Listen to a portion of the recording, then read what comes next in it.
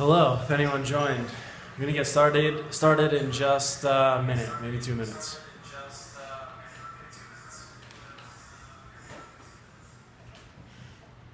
I think you're looking good, Drew. Is anybody watching yet? Sit here? Yeah, Danny joined. Yeah. Pretty close, so Thanks. it's not like Yes, thank you.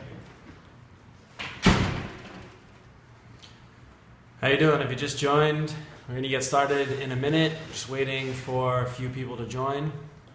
We're going to be talking about MVPs, minimum viable products, how they relate to startups, how they relate to agencies who are building them for clients, and hopefully answer some questions. Here, we can hold this up just to make sure. What is minimum viable product? Thanks. Let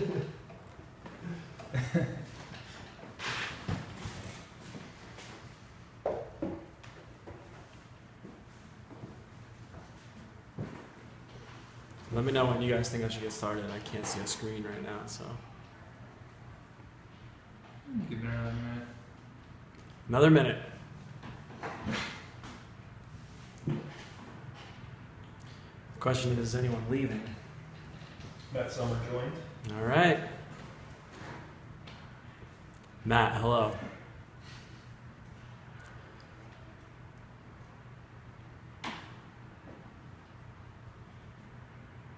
Let me ask you this. Is the camera crooked, like tilted this way? Oh, I think it looks fine. No. You can I guess slide I a little Yeah, there you go. back a little. Too much? You're right in the middle. Awesome. Cool. Matt says it looks good, so we're okay. It's gonna be Solid. If you just joined, we're just waiting a second. 30 more seconds, another minute maybe. We'll try to be quick, and then we'll get started talking about minimum viable product, how it applies to startups, but also how it applies to agencies building with that approach for clients. All right, you might as well introduce yourself, Drew, and get rolling. All right, let's do this. So we're Brolik. We're a digital agency. We are based out of Philadelphia, and we've run into this minimum viable product discussion. We've come across it a lot with clients, with startups who come to us for work, with our talks and our writing, etc. So we thought it was a cool topic as we kind of try Periscope out, and hopefully, there are a lot of questions around this topic, so hopefully we'll get some questions asked today and I can answer them for you. I'm Drew Thomas, the Chief Creative Officer. I'm going to be talking, but I also have a couple of guys here, Jason Brewer and Alex Caldwell. Bryce Liggins helped a lot with this. He's not sitting here. Just join. He just joined. What up, Bryce? So yeah, we all are kind of working just to put this together. It's informal, but it's somewhat planned. So I've got an outline here, and if anyone asks a question, these guys are going to interrupt me and just have me answer it. So please ask away. But until we get some questions, let me get started. So MVP, minimum viable product. You've probably heard the term. You may or may not know what it is. In fact, a lot of people have different opinions on what this is, or different, kind of backgrounds coming in, and it means different things to them. So let me just define it kind of across the board for this discussion. It's a process or a way to build a company, a product, an app, where you're worried about what is the minimum viable that you need to test and iterate, or the minimum viable that you can basically test your success. So if you're building an app, which is often what MVP refers to, say you have a startup company and you're doing an app, the MVP is what are those essential features that are going to show if users want to use your app. And it's not every feature, and it's not taking 6 months or a year extra to build something when you could do it in 2 months. So that's kind of a very high level overarching explanation. What it really means, if you get into the specifics, is that you're just being more agile in the way you develop. So you need to develop something that's totally finished, but the minimum amount of features. And that's where it gets really tricky for agencies who are doing this for clients, especially if that client is less educated about what an MVP is. So I think Yeah, I mean, I think I started to cover it, but basically the distinction that we're going to make today is the startup MVP versus the agency MVP. So for a startup, you have 4 or 5 people in a company and you're all just, working away at an idea. MVP is a great approach. If you're an agency and you have clients that hire you to do work, MVP is a much more challenging but also a great approach. So for us as an agency, which this is what we have the most experience in, we run into all kinds of problems with it's sort of an education trust issue where our client's really into this idea of MVP because it's cheaper to get it to market. It may not be cheaper in the long run, but it's cheaper to get it to market. It's iterative, so they don't have to guess at features, and they love that idea. And everything goes really well, and then you get into the situation where you're ready to actually launch a minimum viable product, or you're in revision rounds on what you're building, and they need to trust you that, hey, this isn't finished, but this is how it needs to be. This is as finished as it needs to be. So it presents a lot more challenges, and it's something we've certainly dealt with a lot. We've actually helped startups build MVP products, and we've built regular, traditional websites, web applications with an MVP approach for clients before. In the beginning, we also had some rocky failures with that too. I mean, we never actually failed, but it's been a challenge, which is why we wanted to talk about it. So I think before I get into the nitty gritty, the last thing I'd want to cover as an overview is just an example, and it's a really famous, popular one. But if you remember, when Instagram started, they did not have a website. They didn't have an Android app. It was just iOS only. You take a photo, you upload a photo. I guess, commenting was probably there from the beginning. That MVP approach allowed them to get it out there and start to understand what people really wanted to do and have them learn, the meat of their application is in the photo sharing. So it's in the editing and the filters, which were really big in the beginning, and then uploading that photo. And they didn't spend time before it was launched thinking about what features to add or even building a website. But as time has gone on, it's built out into this really large ecosystem where they're introducing ads, and they do have a web version now, and they have sharing and embedding and all that kind of stuff. And it all came over time, and it was a really successful MVP launch that you can kind of trace back linearly and really see the difference. But same with everyone. I mean, Facebook did it. Early Facebook was nothing like today's Facebook. Twitter does it. All these big companies, and they're indirectly spurring this MVP movement. So I think for the discussion today and the agency or the client-focused MVP, there's kind of 5 keys. There's 5 things to keep in mind if you want to potentially build this for a client, build this way. And so the first one would be that whether it's an MVP or not, whether the features are minimal or not, the product needs to be finished and polished. It needs to feel good. It needs to convey trust. So MVP doesn't mean there's a button and you click it and it's a broken link because that feature doesn't work. MVP means you're not adding sort of non-important features, but there's no dead ends, there's no confusion, there's no missing text or lorem ipsum, anything like that. That's all, that's going to be, your MVP is going to fail. Next thing is that the core functionality, which is kind of the one thing that your app or product needs to do, that actually does need to be taken care of, because in the definition, minimum viable, that is probably the minimum, or that's at least the minimum. So that core functionality needs to be there. You can't test something when the core is not built. You're going to get invalid results. The next thing would be like around automation, which is a really great kind of concept in MVP, which is do everything manual until you need to automate it. So when you're starting up and you have a handful of users or a handful of people using a feature, there's no reason that you can't just do that manually behind the scenes, even if it appears automatic, and then over time spend the development resources and the planning resources and whatever else to automate that process. The fourth key would be that you need to kind of enable change. So you need to make sure that whatever you're building, change is easy. It's easy to iterate and easy to get feedback and move forward, because there's no reason to do an MVP model if you're not going to iterate on the feedback you get. And then the last thing, which is really the crux of where problems arise if you're an agency using an MVP model for a client, is that all project owners, project stakeholders, everyone involved needs to be educated on the concept and thoroughly and honestly educated on the concept. Because it's easy to see that vision when you're in kind of a pitch meeting or a discovery meeting, but once it gets down to those revision rounds or that product launch, people get cold feet because they're uncomfortable with the process, and it's good to kind of alleviate that by educating in the beginning, both on the positives but also the negatives or the challenges with an MVP model. Drew, we have a question. What's the best way to collect and incorporate user feedback during the process? So there's all kinds of ways for that. It's a great question, and the short answer is it's going to depend and vary greatly based on what you're building.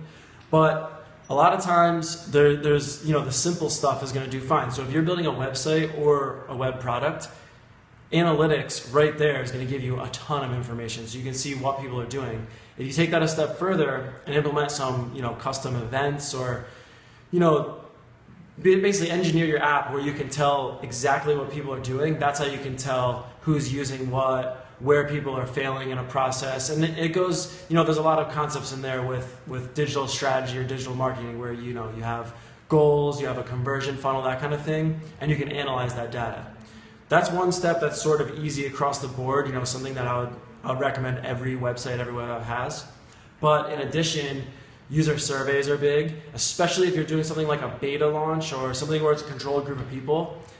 After that initial round, everyone should be getting a survey that's asking them questions, and sometimes you need to incentivize that survey. But if it's close or if it's a core group or whatever, they'll happily give you feedback most of the time just because people like to be involved. And then beyond that, I don't know, you can get creative. That's one way. You can, sentiment on Twitter or Facebook if you're big enough and people are talking about you can kind of analyze that stuff. But I would say doing all of those things, doing anything that common sense makes sense as a way for you to gauge your progress or get any feedback is going to be important, on any project, but really important on an MVP approach. Are there any other questions coming through or anything? I can't see the screen, so I won't know. But keep them coming if you have them. I don't know even how many people are watching, but hopefully there's some, and hopefully you guys are kind of stirring some stuff up. We deal with this sometimes where a client understands or seems to be nodding their head yes to the idea of MVP, but can you think of any times where we've dealt with having trouble as you get into the process, continuing to educate, like how to, can you think of times where we've dealt with that? Yeah, the trickiest part, if you're an agency or a company and you want to bring a client into this process, the trickiest part is that that switch from the idealistic in the beginning and the this is going to be an amazing way to launch this, and then that switch into reality where even though it is amazing to launch this way, it's like there are things missing, or maybe the CEO who wasn't involved as much early on has this kind of pet feature that he really likes, and the marketing department has this goal, and the design department has another goal. All of those factors are easy to brush over in the beginning of the process, and then once you get down to the nitty-gritty, when you're getting towards the end of the process, and especially when you're getting towards launch, people just kind of freak out. So the biggest challenge is not only educating in the beginning, but keeping that education up and making sure that your client's assured that this is the smart way and that this is going to be fine. One thing that really helped us is actually either signing on for a retainer after that launch or just some period of the project after launch where you're saying, we're going to launch MVP here, but you still have us to continue to iterate, you still have us to continue to build. That goes a really long way in sort of alleviating the client freak out, which is totally understandable and justified, but it deters the process just a little bit. Another question, you talked about things you can do manually at first to launch an MVP faster and not have to build it in and automate certain features. Yeah. Can you give any examples of those types of manual things that you might push off? Yeah, a good example is, I wish I could remember what it's called. It might be called Magic or something. You guys know it's a service. It's new where you text them anything and they do anything for you. So it's this idea that I want to buy a product or I need a ride, or even as big as I'm going to Houston on Sunday and I need a rental car, a place to stay, and a good place to eat for dinner. You text them that, they find things for you, they order everything, you pay for it all, and then it's just done. That service is all done by humans. And that's kind of the beauty of it. They're starting up now, and so a human is actually there, taking that order, thinking about it, assessing it, contacting all the other services that they need to contact to get the task done, and then giving you back information. But to me as a user, it just feels, it feels like something just happened, like a computer just did it. Ultimately, long term, when there's millions of people using this service, so much of it will be automated. But they could have spent, I don't know how long, years creating this automated process before they launched, or they can launch and have it be manual. It's a little more labor intensive up front, but not only do they learn what people are going to do mostly, how people are going to do it, they're going to learn pitfalls, they're going to learn problem points, they're going to learn all these things that can, inform their build of that automated process and make that automation that much better. Drew, we just had a whole bunch of people join, so why don't you just kind of go back and touch on what you're talking about here with MVP? Cool, yeah. So for everyone who just joined, we're just kind of discussing MVP, or minimum viable product. It's a loose format. It's kind of a Q&A, but I do have an outline. So we've been talking about MVP as a startup. If you have an app or a product and you want to do a minimum viable iterative approach.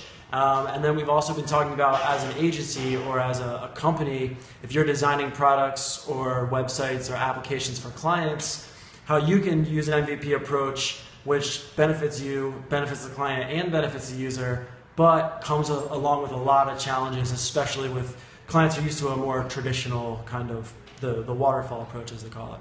Do you think that smaller companies are a better fit for MVP, or is it something that larger companies can embrace too? Understanding of a larger customer base and maybe higher expectations. Yeah, so I mean, it goes both ways really, because I would argue it's the best way to do everything, and for the most part, I think it is. There may be some edge cases, but small companies have this advantage where they are small and they're agile, so they can pivot, they can move, and that really lends itself well to MVP. Large clients have a different advantage where they have a ton of built-in feedback instantly. So if you're a huge client and you're launching a new product, I mean, that's like a gold mine. Like, you want that feedback. But they each have disadvantages too. A smaller or a newer team might not have as big of a network for feedback, and a larger, more established client might just be very set in their ways, or they might have this whole hierarchy chain where you need to go through and get approval on this and approval on that, and those kind of things. Every time you encounter a point like that, it's that much harder to successfully pull off an MVP build. But if a large company, if the CEO is on board and really understands it, and that can trickle down, I mean, that would be amazing. Do you think it's dangerous to say that an MVP is a cheaper way to do it, or is that something you would say to a client? Yeah, I think it's dangerous to say overall MVP is cheaper, and it's a great point, because a lot of clients see this as an advantage. An MVP is cheaper to get to market, meaning you can pay less to get something built. But ultimately, at the end of the day, the product that you want 2 years from now, if you were going to build it all now, or if you're going to build it out over the next few years, it's going to be a comparable cost. The advantage to MVP, if you're on a budget, would be you get it to market to see if it's worth raising more money, or if it's worth investing more of a budget into. So, if on a finite budget, I would recommend it as a cheaper option, but I would definitely make a really big push to kind of educate on the idea that it's not cheaper long term, it's just cheaper to get to market. It's cheaper to test, it's cheaper to fail, which is how a lot of people put it. Cheaper to fail. You've talked a lot about the benefits. Are there any pitfalls to MVP that are worth discussing? There are pitfalls. There's small pitfalls that are built in, and there's huge pitfalls if you do it wrong. So that's probably scary if you've never done it, but they all center around the transition between users' expectations, and then if you're an agency, client expectations. So if you launch an MVP product, and like I was saying in the beginning, if something's not complete, or if a feature is half broken or confusing, that can be a huge detriment to your product or to your app. I mean, you can lose people on that first impression and never get them back. However, the flip side of that is you make sure that if a feature doesn't work, you handle that some way. even if it's a screen that says this is coming soon, which isn't necessarily ideal, but even that, people understand, oh, this is a finished product. This isn't broken. I can trust this. I can use this. And then, you can move past that. So it's like you want to do it in a way where everything feels finished. Doesn't feel like an MVP, but you know that it's an MVP. Your client would know that it's an MVP. And, as time goes on, if someone uses that first iteration and they like it, they're just going to keep getting features out of it. They're just going to keep liking it more and more. That's perfect. So it's a risk, I would say. It's not necessarily a negative side, but it's a risk because, that first impression is quite important. So yeah, I don't have much more to cover in the actual outline. I think this was pretty cool. We got some questions, and this is our first time doing it. We want to keep doing it. So if you did like it, if you hearted it or commented or showed any appreciation, we're going to look at that feedback, and hopefully it's going to encourage us to keep going. Seems like it will. If you would like to kind of learn more about the stuff we're doing or about our industry, we have a blog. It's brolik.com/blog. We post a lot, and actually everyone in the company writes for the blog at different points, so there's a lot of different viewpoints on a wide range of topics. They're all kind of tech, marketing, business focused. You can follow us on Twitter. We're at Brolik, and actually after this we will tweet some links. So I have a blog post that I loosely based this outline on. We'll definitely link to that blog post, and we'll maybe share a few other resources, that kind of thing. And if anyone wants to ask any more questions or keep the discussion going, it's a great place to reach out is on Twitter. So at Brolik, brolik.com, brolik.com/blog. And I think that's it. Thanks so much for watching. This was fun. We hope to do it again, maybe next week, maybe in 2 weeks, but we'll let you know on Twitter next time we're going to do one. Thanks.